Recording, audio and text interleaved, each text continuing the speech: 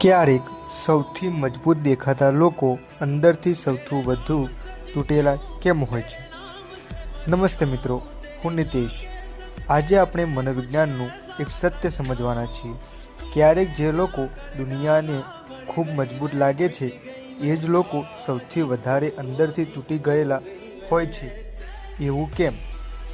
મનોવિજ્ઞાન કહે છે કે સૌથી મજબૂત દેખાતા લોકો ઘણી વખતે પોતાની પીડા કોઈ સાથે વહેંચતા નથી, કેમ કે તેમને લાગે છે મારી લાગણીઓ કોઈને ભાર ન બને.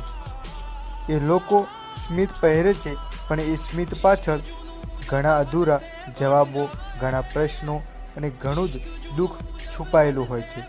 બીજું કારણ એ છે કે જે લોકો બધાની મદદ કરે છે તેમની મદદ કરવા કોઈ આગળ આવતું નથી. આથી તેઓ પોતાની પીડા ચૂપચાપ પોતે જ સહન કરે છે.